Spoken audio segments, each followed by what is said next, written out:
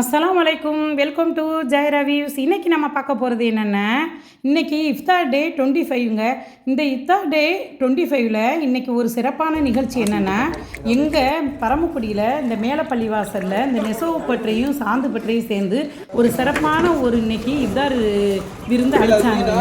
அந்த இஃப்தார் விருந்து நல்ல இந்த இளைஞர் அணி கூட்டம், இந்த மேலப்பள்ளி வாசல் இளைஞர் அணி கூட்டம் அப்படி வேலை செஞ்சுச்சு பாருங்கள். அதில் என்னென்னா, ரோஸ் மில்க் ஒரு பக்கம் கலக்கவும், அந்த சமோசா வடை பழங்கள்லாம் கழுவி வைக்கவும், சேறுகளை ஒரு பக்கம் நல்லா பெண்களுக்கு தனிப்பட்ட முறையில் ஒரு திரை விரித்து பெண்களுக்கு தனிப்பட்ட முறையில் உட்கார்ற மாதிரியும், ஆண்களுக்கு தனிப்பட்ட முறையில் அழகாக உட்கார்ற மாதிரியும், அந்த மாதிரி இன்றைக்கி ஒரு இஃப்தார் நிகழ்ச்சியை செம்மையாக நடத்துனாங்க அந்த மேலப்பள்ளிவாசல் பசங்க. ஆமாம், இங்கே மேலப்பள்ளிவாசல் கூட்டமே அங்கே தான் இருந்துச்சு.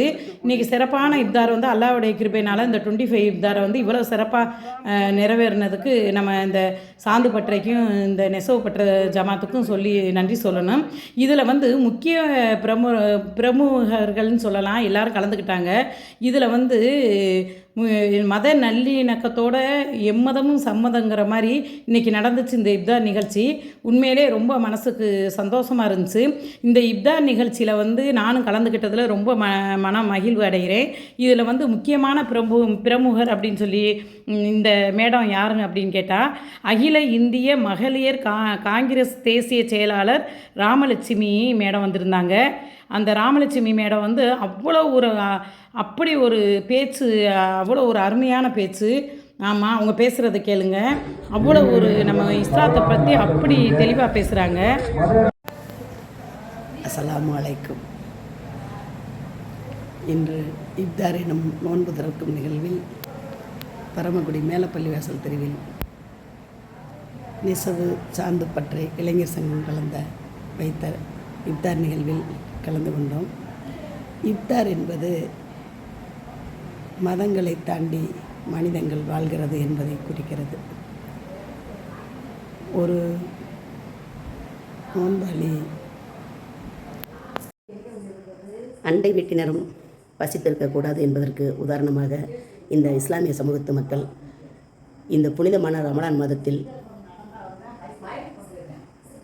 ஒரு சக்காத்து என்னும் பணத்தினை ஏழை எளிய மக்களுக்கும் இஸ்லாம் மதத்தை தாண்டி மாற்று சமூக நண்பர்களுக்கும் அதை கொடுத்து அனைவரும் பசி அமர்த்தி அண்டை வீட்டினரின் வறுமையையும் ஒழித்து இந்த புனிதமான ரமலான் மாதத்தில் ரமலானை கொண்டாடுவது மிகவும் போற்றுதலுக்குரியதாகவே நினைக்கிறேன். இந்த நல்ல ஒரு வாய்ப்பில் கலந்து கொண்ட அனைவருக்கும் ஏக இறைவனின் சாந்தியும் சமாதானமும் உண்டாகட்டும். அதுக்கடுத்து ராமநாதபுரம் மாவட்டம் மகளிர் காங்கிரஸ் தலைவி ஆனந்தி பாண்டியராஜனும் வந்திருந்தாங்க, இதில் கலந்துருந்தாங்க. உண்மையிலே 2 பேரும் இஸ்லாத்தை பற்றி அவ்வளோ மேன்மையாக பேசினாங்க. மனசுக்கு ரொம்ப மகிழ்வாக இருந்துச்சு. நம்ம மதத்தை பற்றி அவங்க எவ்வளோ அழகாக புரிஞ்சு வச்சுருக்காங்க தெரியுமா, அவ்வளோ அழகாக பேசினாங்க. அதுக்கப்புறம் முன்னாள் நகர்மன்ற உறுப்பினர் திமுக மாவட்ட வலைதளம் பொறுப்பாளராக இருக்கிற உதயம் நிறுவனம் வச்சு நடத்துகிற நம்ம செல்வி மேடம் வந்திருந்தாங்க. அவங்களும் ரொம்ப சிறப்பாக பேசினாங்க. நல்லிணக்கம் இந்த நிகழ்ச்சிக்கு அனைத்து சமூக மக்களுக்கும் சேர்த்து அல்லாஹ் ஆக்கி அருள் விருவானாக. வாஹித்தவான் அல்ஹம்துலில்லாஹி ரப்பில் ஆலமீன். அஸ்ஸலாமு அலைக்கும் வரஹ்மத்துல்லாஹி வபரகாத்துஹு. நேரம் கருதி அனைவரும் ஓரிரு வார்த்தைகளுடன் சிறப்புரையை முடித்துக் கொள்ளும்படி அன்போடு கேட்டுக்கொள்கின்றோம். வருகை தந்திருக்கக்கூடிய அரசியல் பிரமுகர்கள், இயக்க சகோதரர்கள் அனைவருக்கும் ஒரு அன்பான வேண்டுகோள். இது அரசியலுக்கு அப்பாற்பட்ட மத நல்லிணக்க இஃப்தார் நிகழ்ச்சி.